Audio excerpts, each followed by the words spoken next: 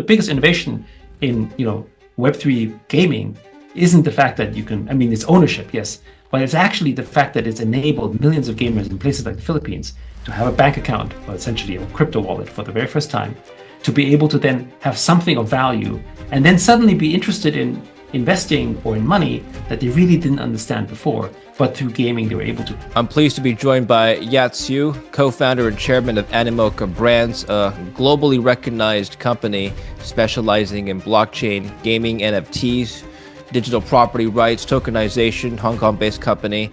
We're going to be talking about crypto trends and Animoca's latest developments and investments and the opportunities that Yat sees in the space. Welcome to the show, Yat.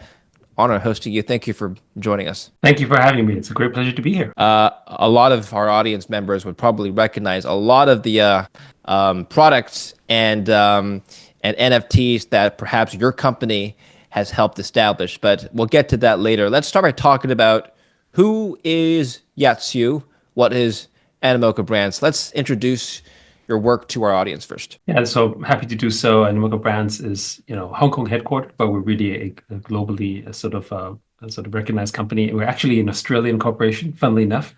For those who may not actually know the background, we were once a public company that was listed on the Australian Stock Exchange.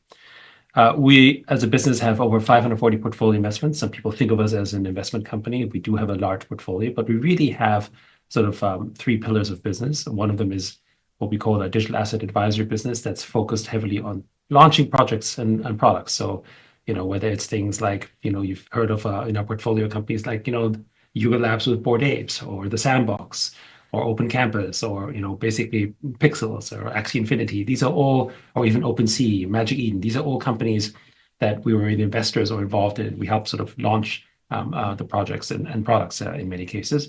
And then the other one is the operating business, where we're actually operating our own products, such as the Metaverse, Open Campus, or in this case, of course, also the Sandbox. And of course, our investment management, investment portfolio, which interestingly enough, primarily comes out of our own balance sheet. So we don't have a classic fund in the way that you think of it, like say like an A16Z or something. We're investing primarily out of our balance sheet. And to give you kind of a scale of the business, last year, and this is publicly available info, as a public corporation, we do have to disclose these financials. We had over $314 million in sort of bookings/revenues, and about a $95 million or $97 million EBITDA. So, despite the fact that last year was a little bit of a choppy year, and between what we describe as both, on and off balance sheet assets, over sort of $4 billion worth of basically assets, primarily in tokens, cash, as in this case, stable coins, and so forth. So as a business, I would say we're sometimes viewed as a little bit of as an index of basically what's happening in Web3 outside of Bitcoin and exchanges. Although, of course, we're much wider than that. We have investments in AI. We obviously do stuff with RWA. Most recently, we announced a sort of a joint venture between Standard Chartered, ourselves, and Hong Kong Telecom on a stablecoin, a Hong Kong dollar stablecoin. And what's really interesting here is that this is actually a licensed stablecoin by the HKMA, which is the Hong Kong Monetary Authority, which is the equivalent of our basically central banker, if you will, or the central bank. And that basically makes it the very first stablecoin in the world to be a central bank licensed stablecoin. And other stablecoins typically have sort of payments and sort of maybe custody licenses and so on. So it's a little bit sort of a mixture of things. Although the US will quickly catch up to that as well. But either way, it's that's the business. We're over 1,000 people worldwide with offices all over. And to some extent, and to the extent that you have a US audience, we may not be as well known in the US as we are in Asia or perhaps the Middle East. And that's primarily because, over the last couple of years, because of the sort of climate in the US, we've been staying away because it wasn't very sort of friendly towards crypto, which has completely changed, obviously, over the last several months. So we are looking to sort of create more of a presence in the US, invest there, and grow basically our footprint. So that's kind of sort of a little bit of a highlight of Animoca Brands. And our mission is digital property rights, really. I mean, everything we're building is towards sort of establishing a world in where digital property rights isn't just a thing. It becomes essentially the way in which we can access the very networks that we help participate in. The theory is, in our mind, the thesis is that the most valuable thing in the world today is essentially the network effects that we get to own and store in these sort of, let's call it digital assets, represented through tokenization. So the simple example would be, there is a network effect embedded in the social networks we use, whether this is Instagram or Facebook or TikTok or whatever you want to call it. And right now, in the classic sort of investment structure, we only really get to participate in, not in owning the network effect, but in owning, let's say, equity in a company that can derive some value from the ownership of these network effects, kind of like the rent that they would receive, right? Which is usually in the form of advertising or service fees, right? That's basically the way that we think of it traditionally. But in Web3, actually the user of the network has the ability to actually own a piece of that network, right? So for instance, if you own Ethereum or if you own Bitcoin, you're not actually owning an sort of a yield-bearing instrument that gives you a certain kind of profit and you can do a PE multiple. That's just not how it works. You're actually owning a piece of a network that grows through network participation. And as that network grows, so do the network effects. So does that value. So does the value. Right? And we believe that everything in every business is around network effects, but we haven't really been able to represent the value of these network effects until tokenization. Whether this is things like RWAs with sort of real world assets, or even things like stablecoins, or whether this is in games that are launching a token that want to share and grow these network effects that they have to a wider audience, where the participation isn't purely on, do I like to play the game, but can I sort of access and avail myself to the benefits of the network effects within the game, right? So that's kind of how we think of tokenization, and we think the whole world will leverage that, because it is really the only pathway in which we can sort of provide essentially sort of property rights to everyone. Our own experience as a public company, we have about 3,000 shareholders, and it's a heck of a nightmare to be sending out prospectuses and updates to companies around, making shareholder votes on critical matters, right? We're all common shares, so basically that means everyone has an equal vote. But we can really, the most we could ever do is probably have votes on stuff every 2 months. And that's because of the sort of legacy systems in place. But through tokenization, like with DAOs, the decentralized autonomous organizations that essentially run on chain, you could actually, right now we have DAOs that operate on weekly basis or maybe sort of bi-weekly basis, but you could, if you wanted to, even have a sort of a daily participation if you had an audience that was willing to participate that way. And the point being is that you could have 1 million or 1 billion token holders of a network that can participate in that and then have governance and ownership. But you can't have 1 billion shareholders. That simply doesn't work in the current construct. So in the future, where we want to give ownership in sort of the shared participation of the networks that we construct, what's the most efficient way of doing that? And we think that's tokenization. From a corporate construct standpoint, you look at companies like Uber, right? Obviously successful and creating revenues and all that stuff. But all the people who are driving Uber cars actually don't have a share in the Uber network. And so when Uber goes and starts to sort of make all these drivers redundant, which they've basically announced by creating sort of, self-driving cars that will drive people around, all the people who helped build Uber, which are basically the taxi drivers, car drivers, and so forth, essentially get put to the side and shafted, as opposed to having been contributed and almost like receiving a quasi sort of ESOP, let's go. It's almost like, imagine if they all received some kind of, sort of stock option in Uber for having been an Uber driver for, I don't know, X number of years. Then, they would be taken care of, but also they would have fair participation in the very networks that they helped create to essentially then partake in spend value. And I think it creates a much more healthier ecosystem and a much more sort of a better framework for, capitalism, which we describe as a kind of stakeholder capitalism where all participants have a stake, versus the kind of shareholder capitalism that we see today, where only a very small number get to benefit and everyone else gets put to the side. And I can give you countless examples of companies, whether this is Apple or Microsoft or Google, where we have all these same kind of problems. But so wealth gets concentrated to a small number of people when the ones who add value to these networks actually don't receive anything. And in tokenization, you can actually distribute that far better, but not do so in a socialist manner, which is essentially the sort of, let's call it redistribution of that value, but in a capitalist manner, because everyone has a form of property rights over that network through tokenization. So that's probably a long-winded way to explain sort of our thesis and the company as a whole. Before we continue with the video, let me tell you about a very serious problem that's affecting a lot of people, data breaches. Now, every day, data breaches of all kinds happen. Whether it's major data breaches or data brokers selling your information, your privacy details are at risk. Your information, like your personal phone number, address, birthday, that's all easy to find and easier to release and leak than you think. That's why I use today's sponsor, Delete Me. They remove your personal information from hundreds of data broker websites, making it harder for scammers, telemarketers, and even strangers to access your private data. It's simple, effective, and gives me a peace of mind. All you have to do is submit your personal details, and within a week, you'll get a privacy report showing where your data was found and removed. Delete Me keeps working all year round to make sure your information stays off of these websites. Go to joindeleteme.com/DavidLin and use promo code DavidLin at checkout, or scan the QR code on the screen here to get 20% off and protect your privacy today. I think for any investors watching out there who'd be interested, we could leave a link to Animoca Brands in the description down below so you can learn more. But that was a very good and thorough interview. Thank you very much. Yeah, I want to come back to some of the investments that you made.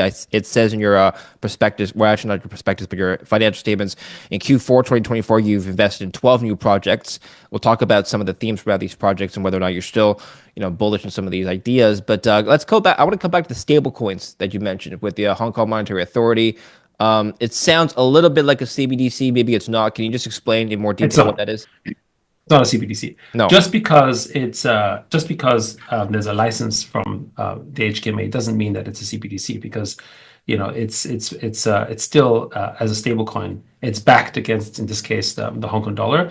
The difference here is that the issuer is a bank, which is Standard Chartered Bank.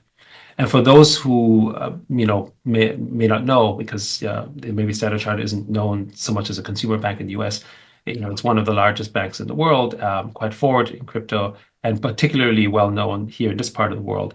It is one of the note issuers in Hong Kong, right? So in Hong Kong, you have HSBC, you have Bank of China, and you have Standard Chartered basically issuing notes. So when you get a sort of Hong Kong dollar bill, on it, it says issued by which bank. In this case, it would be Standard Chartered Bank. So why is it a big deal? Well, outside of it being essentially licensed, officially licensed, which we think that framework will start to come in the US as well. Hong Kong has kind of sort of leapt ahead a little bit here, which is great to see.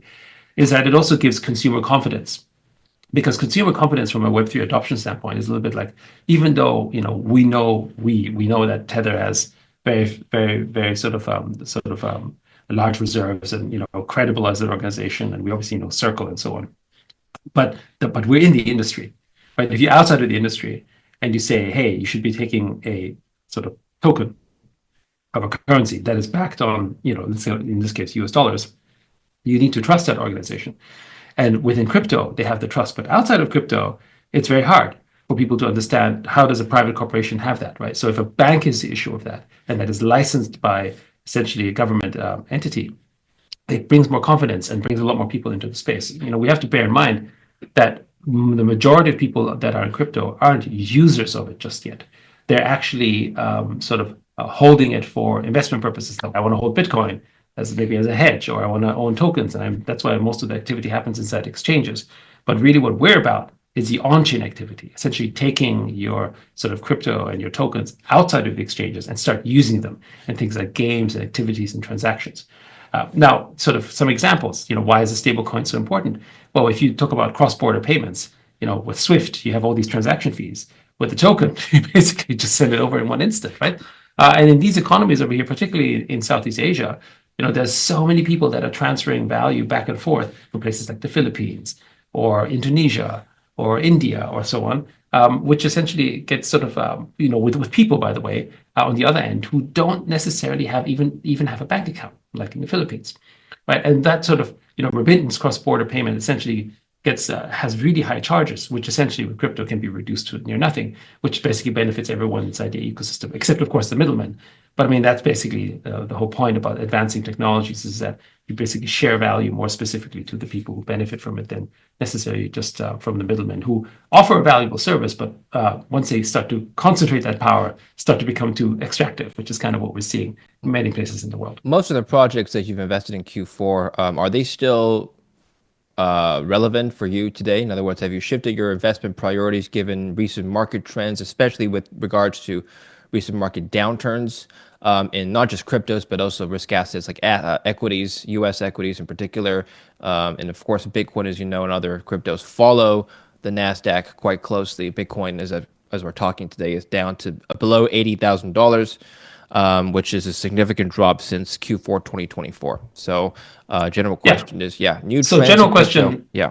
yeah. So, we're long-term investors, so we're not particularly sort of bothered by the durations of sort of short-term markets. Like if we were sort of, if we're trading crypto on a sort of daily basis, that's a different story, of course, where we have to start to sort of, we use essentially a crypto reserve and assets as essentially collateral for activities, but we're not actually sort of, we're not, we're not day traders or anything like this. We do have long-term views about stuff. So we're not bothered about the fact that Bitcoin is down to sort of, down from its all-time highs, certainly, because when you look at it from the lens of, say, exactly a year and a half ago, or even 2 years ago, right?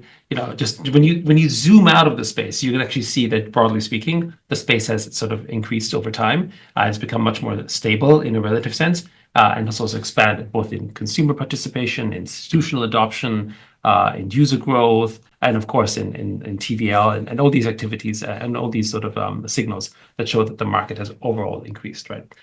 Now, the thematics that we're heavily focused on, there's obviously AI agents. We really like education, DePIN, which is decentralized infrastructure, effectively, right? Basically for decentralized compute, and of course, sort of gaming and what people used to describe as the metaverse, which is still relevant, although we call it the open metaverse.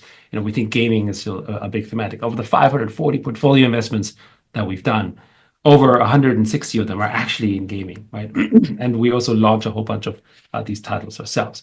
And I think, the reason we did those investments is because we very much believe in the general sort of narrative of crypto adoption. And gamers, broadly speaking, particularly in Asia, sort of already view their digital time inside games as valuable, right? If you ask your children, what do you want for Christmas? They're going to want something virtual. They want to have items inside their game, right? And they show them off inside their friends. So their digital status comes in the form of this gaming entertainment. And while there's obviously a world of a difference between tokens and virtual currency in the game, they're actually, from our perspective, virtual currency in the game is the training ground for essentially it's under people's understanding around tokenization and digital value, right? So you've had essentially over 3 billion people sort of trained around essentially what digital value is in a much more sort of, let's call it virtual feeling kind of way. Because, a lot of people talk about it in the form of data and the network effects derived from data. Like, for instance, when you share a photo on Instagram, you're actually delivering value to the platform, but do you get paid for it? No, you don't. That's because we don't understand what that means. But the reality is that every person who's sharing photos and content on Instagram is actually working for free for Instagram. Right? That's actually what's happening. Right? And then they derive the value and they make money in advertising. They give you nothing, and you can have some fun.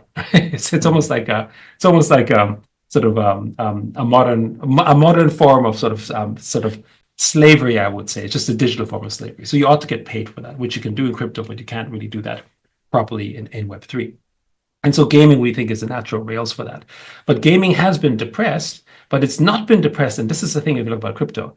Crypto trends to us is very much almost like a sort of prediction market as to where trends not just go, but where trends are, right? So when people talk about meme coins, they are a joke and they are often sort of nonsense. But they also show the trends as to where people's mind share is. Whether this is a 5-minute, 15-minute, 1 month, or years-long trend, they essentially sort of the mimetic nature of it shows that there is something that people are paying attention to and caring about, just in a financial manner, right? So when the macro markets are down, then obviously Bitcoin goes down as well because they're sort of much more closely correlated. But when the thematic becomes really, really big, then actually crypto sort of indicates that early on. And we think gaming is going to be a really big year this year, primarily because of Nintendo Switch 2 and GTA 6. So for most people who aren't really active in the gaming industry, one of the biggest games in the industry will be launching this year after heavy delays, which is Grand Theft Auto's GTA 6. Due in September, could be delayed, but generally this year. And the gaming market broadly has seen a slump post-COVID. So gaming has been a little bit of a victim of sort of COVID success and COVID, let's call it stagnation. at least not decline. I mean, it didn't go the way of Zoom and Peloton, right, which is totally the opposite direction, but it did go towards flat. So since COVID, gaming industry has been flat. Console sales have not accelerated. But GTA 6 is going to push two particular boundaries in the gaming space. The first one is it's going to drive people to buy more consoles. Because if you want to play GTA 6, you're going to have to buy the latest hardware. To buy the latest hardware, you're going to have to go buy, so that would be the trigger. It's kind of like, oh, I want to play this game. I need to have this console for it. That's kind of one trigger. And the second one, which I think is very, very important for the industry, and this affects Web 2 and Web 3, is price points. So I don't know whether you have bought any games recently, but the price point of buying a game today is roughly the same as it was 5, 6, 7, 8 years ago. And we kind of know what happened to the money supply over that period of time. So in real money terms, gaming revenue, even though it's been $200 billion plus, has actually, on the net basis, declined in value overall. So while salaries and costs increase on making games, AI aside, right, actually the revenue they're generating from the content has largely stayed the same because gamers have been unwilling to pay more per game, and the industry has not sort of found a new price point. Just on that note, GTA are 6, you surprised gaming never followed like a Netflix model where you subscribe, pay $10 a month, and you get infinite number of games, not infinite, but a catalog of games? Because right now on Steam, for example, you still have to pay per game. I'm just using that as an example. Correct. That has to do with the distribution models. And the reason, and actually, I think the gaming model is much healthier. And the reason why I think the gaming model is healthier is because it's not centralized by Netflix or by Amazon Prime. So, who, from a studio standpoint, who is your customer? So in gaming, the consumer is your customer. And Apple and Steam, even though they take a large cut, 30%, they're basically the distribution vector for you to reach your customers, right? The customer relationship still is one where, hey, I'm playing this game. I have a relationship with that studio. In Netflix, actually, the relationship is both with the studio and with the consumers. Ultimately, Netflix is not just the mediator, is the owner. So Netflix is the one that's funding the games. In this case, funding the TV series and the movies, or buying them for distribution inside their platform. And the customers are Netflix's customers, effectively. And so it's a very different model, I would say. And I prefer the gaming model because it actually creates much more it's more decentralized, it's more distributed. In fact, it creates a more sort of market environment as opposed to where you have basically a couple of monopolies that are basically competing at that level. I mean, I think music, for instance, with Spotify is a great example of how the music industry, from an artist and creator perspective, got somewhat wrecked because essentially it became so centralized by a single entity, versus if musicians could actually decide their price points individually to the sort of range of customers, you might have a much more vibrant sort of creative economy as opposed to one that was so centralized. At least that's how we think of it, and that's what we think Web3 can really help solve. The other thing, of course, is the model in and of itself. Movies and sort of TV series are typically one-time consumption events. And that's what gaming used to be, right? You buy a game, and some of the games still do that, right? They're episodic in nature. You basically sort of consume the content. Once you're done, right? Is that experience worth $50, $20, part of a $19 monthly subscription? Doesn't matter, right? You're just going through that. But open worlds in gaming is really players creating the content themselves. For instance, when you're playing something like Fortnite or Roblox, it may seem that it's a game environment for the outsider, but when you're inside the game, what is the entertainment? The fact that you're competing with another player, that's the entertainment. Yeah. Right? The fact that I'm actually challenging myself against thousands of other players or millions of other players to be the top of the leaderboard, that's the entertainment. The game itself provides the mechanic and the rules around it, but I'm not there because I just want to enjoy the game. I'm there for social reasons and for the fact that it's basically like a social network. Do you think traditional gaming companies will eventually adopt blockchain and pay-to-play models? Yeah, so just to be clear, pay-to-play models has been always prevalent inside gaming anyway, whether it's even in free-to-play, in the sense that if you pay money, particularly in Asian game companies, and which is why also they're much more sort of open to blockchain than many of their Western sort of counterparts, is that if they're more than willing to sort of pay money for a better or upgraded experience, as it were, right? It's kind of how capitalism works in real life. So that's actually something that people are much more comfortable with. Whereas in the West, a lot of the game studios, in particular, a subset of their vocal customers and also the people designing these games, have a different construction around sort of how the game should be. I sometimes sort of make this sort of slightly sort of a cheeky point, but I do think it's somewhat true, is that many of the game developers and game designers in the West actually are very socialist leaning, versus the game designers in the East are actually much more capitalist leaning.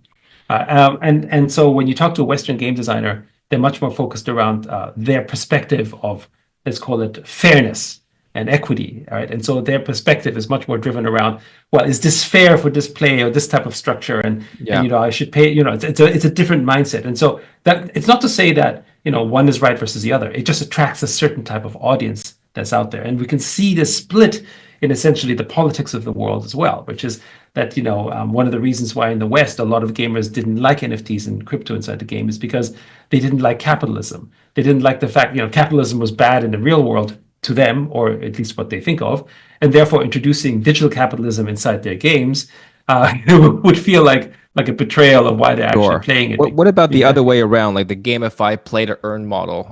That was popular a couple of years ago, and then after the bear market, a lot of that went away, actually, as you know. But when I play, let's say, I don't know, a major Western mainstream game, World of Warcraft or StarCraft or Call of Duty, or any of the very popular games, I don't earn any tokens if I beat a quest, right? Why is that? So first of all, you are earning something. When you beat a quest, you're receiving gold. You're not receiving crypto. Sure, you're receiving gold inside the game. And what can you buy in that gold or that experience that you're getting?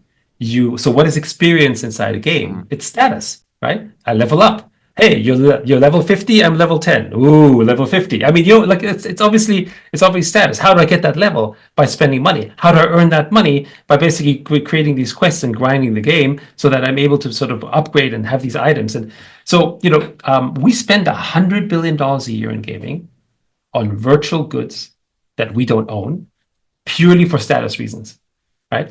You buy a skin in Fortnite, or you buy an item in another game, that doesn't give you any sort of additional benefits other than to look good, right? And to sort of denote that you've basically achieved something. How is that different from a Birkin bag or a Rolex watch or a Lamborghini, right? Depending on sort of which lens you take it at. They're basically virtual status goods.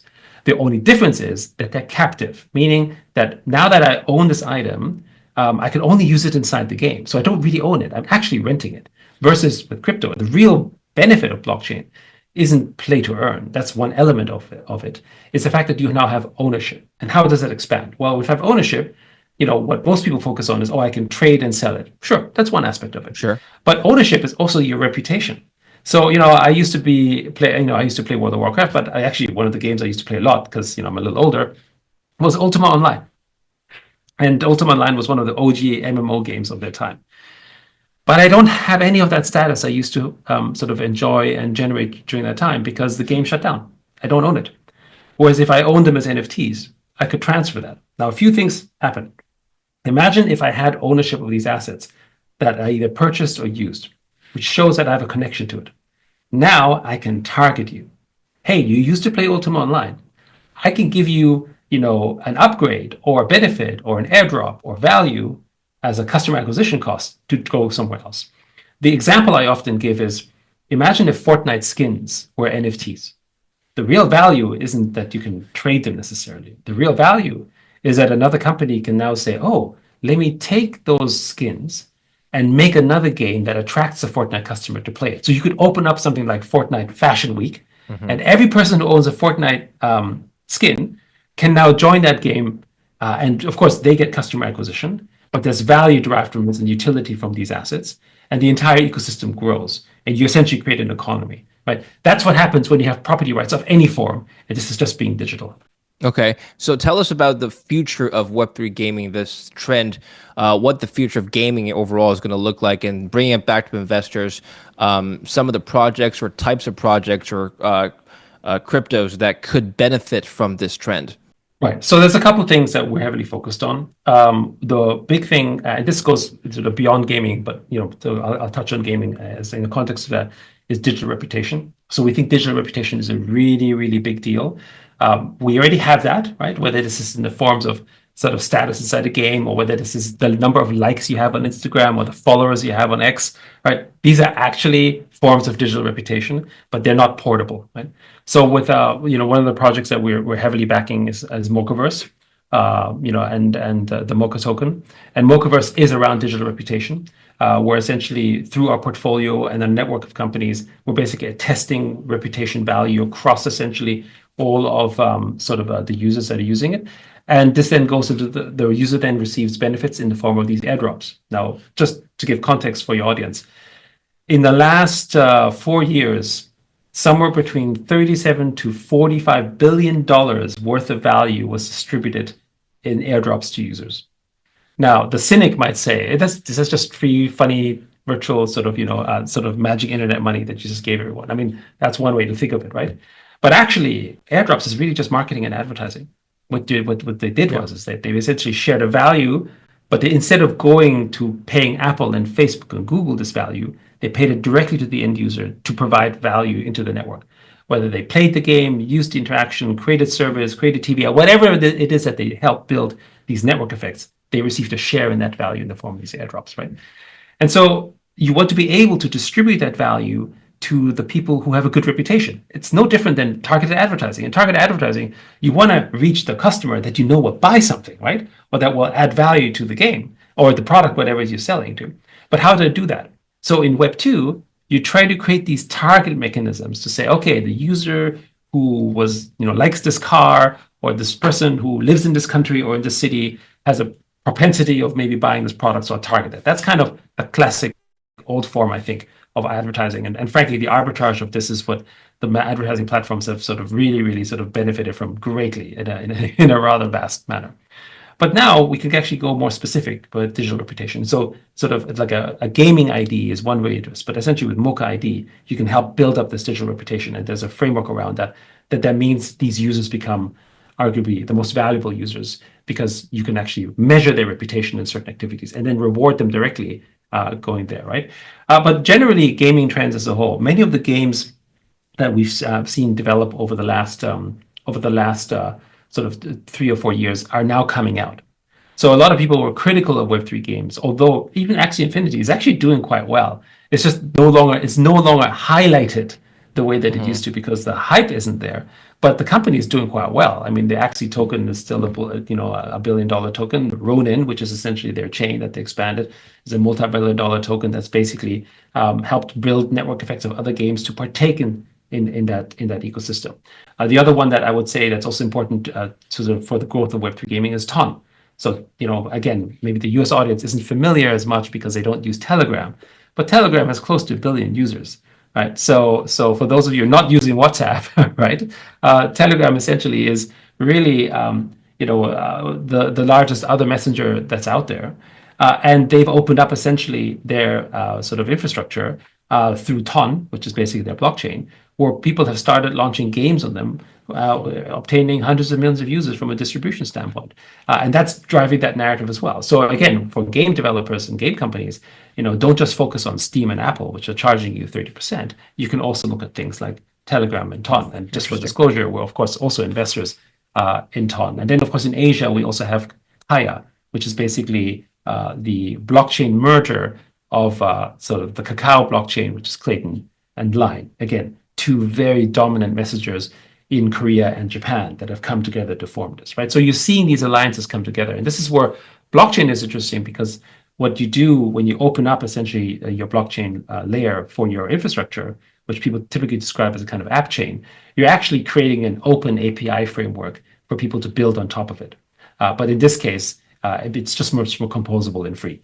How are you approaching the emergence of AI trends in gaming? On the one hand, my first thought is, okay, AI integrated into gaming, we're going to get more advanced NPCs, non-player characters. On the other hand, perhaps AI systems could develop their own games, right? And then we have a very interesting question as to why we are investing in gaming companies at all if AI can just make their own games. Anyway, how are you approaching this trend? Okay, so there's multiple questions. So so we're very big on AI, as I mentioned earlier. We have not only have we made a lot of investments, we've reduced our costs, basically implementing AI for production of content and games. That's an easy one. Like I think everyone's kind of doing versions of that, right? So that's one.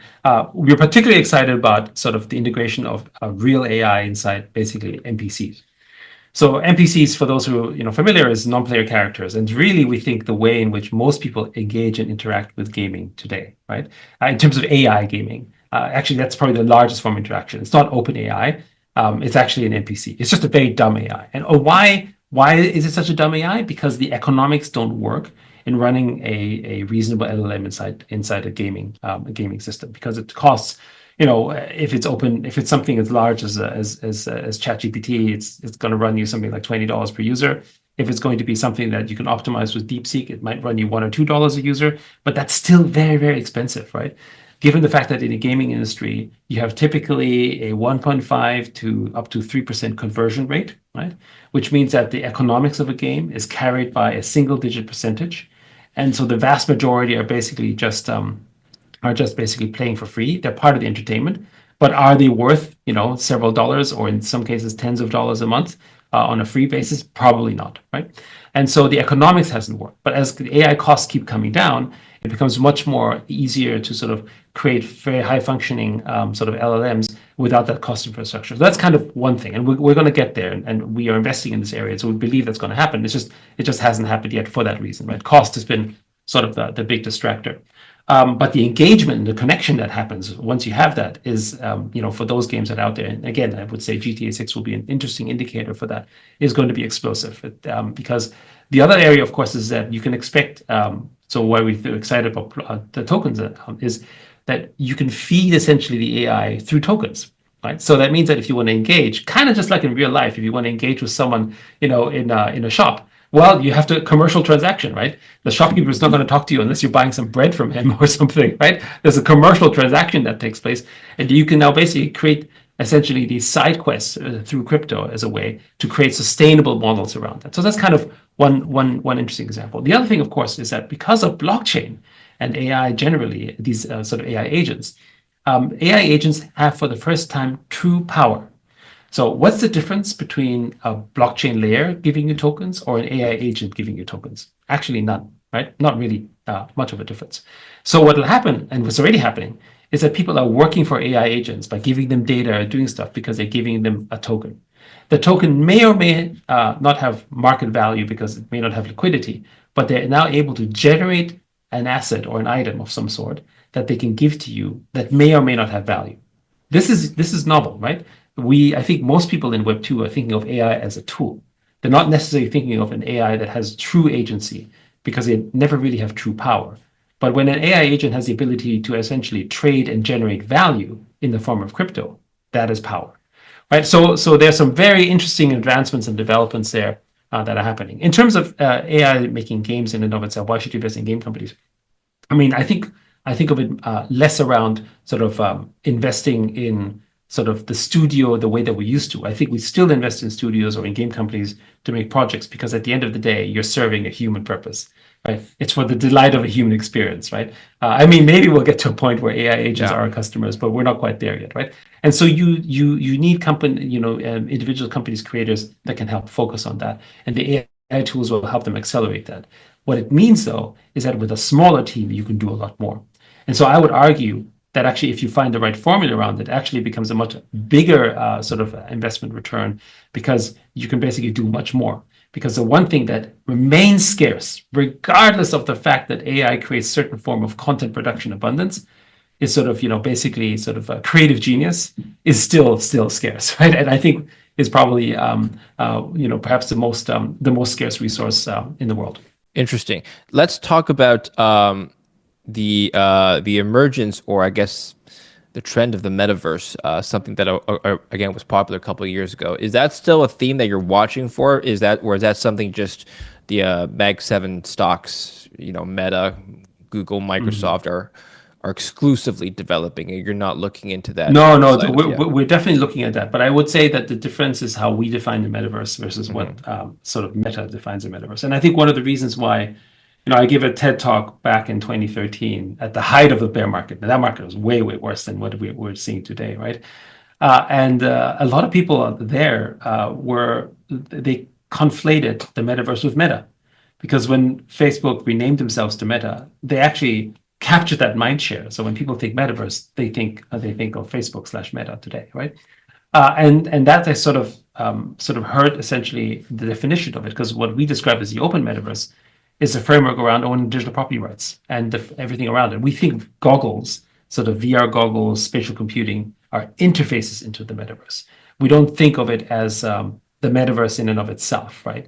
And to have sort of real meaning in the metaverse, we need to have ownership of that, and that's basically what blockchain enables. In a number of countries around the world, we already spend more than our waking hours online. I think the average is around 7 hours a day, but in some countries it's 10 to 11, 12 hours a day, right? Meaning that we're already essentially spending more time online than we're spending time physical, as it were. But who owns that time, right? And essentially, that's basically what we talk about the open metaverse. But I think we do have a terminology issue, which is that when people talk about the metaverse, it means 1,000 things to 1,000 different people.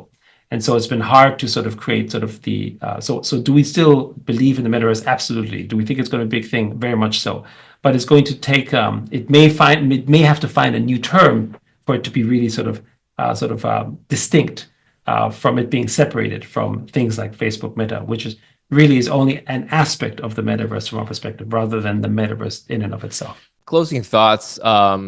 If we were to revisit this conversation in, let's say, 5 years, what do you think may have changed with your priorities? Well, so first of all, 5 years is a long time out. Mm-hmm. So if you just look at the last 5 years, oh my goodness. Well, but generally speaking, we're big believers in essentially digital property rights and assets through tokenization. So that's basically an area that we are will continue to focus on, and we think hopefully, our asset base, which is today about 4 billion plus, will increase over time. So that's obviously what we're hoping to achieve. But I would say, as a business, and obviously remain influential in the space and so forth, I think of Web3 very much like the early days of the internet. It's kind of like sort of the internet back in 2000, 2001, 2002. And if you can play it that way and sort of take advantage of what's happening in the space, then 5 years down the road, we could basically hopefully have the kind of impact, but make it better than the way that the internet sort of developed as we see today. We think a lot more people are going to be. I think most of the world will be tokenized in one form or the other. RWAs extending beyond stablecoins. I mean, we didn't get into it, but like the tokenization of a Stradivarius violin, or the tokenization of real estate, or the tokenization of all sorts of other assets, because it gets more liquidity. You can sort of share the network effects more broadly, and it opens up more specifically. Just on that note, this is aspects of value. This is I don't mean to interrupt you, but just add to what you say. BlackRock's $10 trillion tokenization vision. You've probably read this already. What does this mean for not just investors, but for the average person? What does it? I mean, how does the tokenization of real world assets to this scale that is unprecedented affect the average person? The average person has the ability to now participate and invest in areas that they couldn't do before. That's kind of the macro way that we think of it.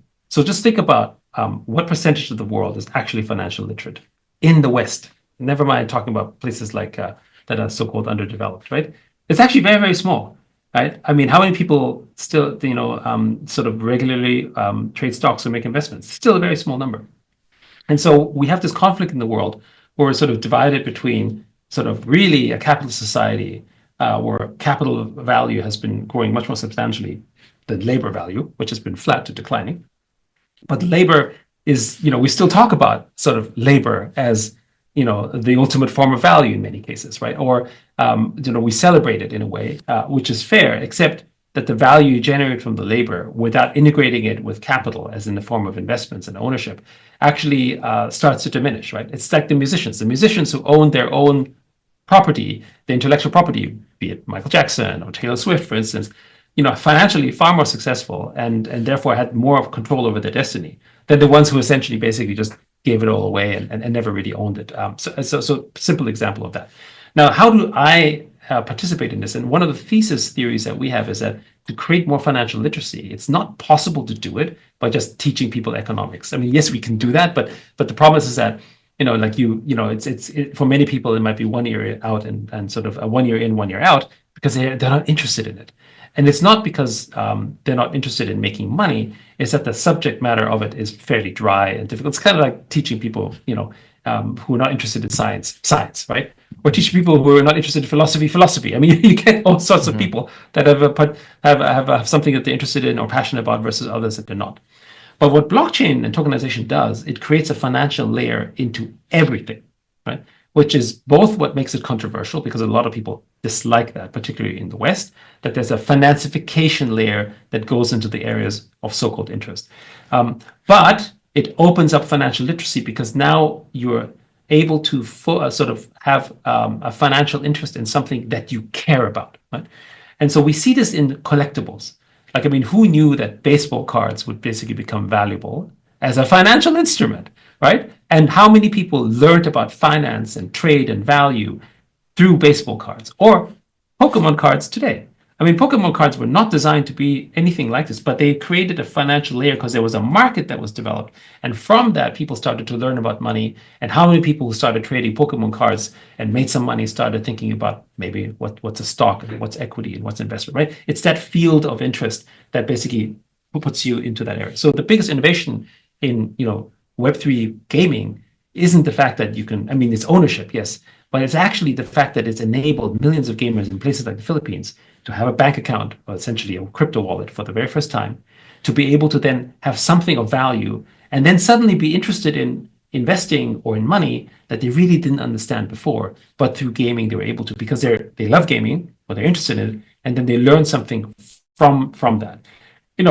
Even as you talk about the fact that people aren't creating sort of able to share value in Web2 games, go search on eBay. How many people are trying to sell their accounts or trade their skins of some form, even though it's in a black market way? It's actually quite a few of them that are trying to sort of, millions of dollars are being traded that in that way, because they're trying to sort of monetize essentially their digital time one from the other. So that's just the expansion of that. And so and the other big field is intellectual property rights. So, we're, for instance, doing this with education and teachers with Open Campus, with EDU, but you can expand every form of intellectual property right through tokenization as something that you can now have ownership over, and therefore create a capital formation effect, and therefore capital value from this. The closing thought is, imagine what the music industry would have been like if there was no intellectual property protection, right? There would be no Taylor Swift. There would be no Beatles. None of that would be possible. There would be no music industry, and we would all be poorer from it. Not from a money standpoint, but from a creative expression, from an industry standpoint. We wouldn't be listening to music and have these kind of shows that we're having, because we didn't have essentially a property rights effect in music. And music is a virtual property right. It's not physical. I can't touch and hold it. It's not a building. It's protected through a legal framework that says you made this music and you own it. That's entirely virtual. That's basically what tokenization and blockchain can enable with RWAs, but across every asset.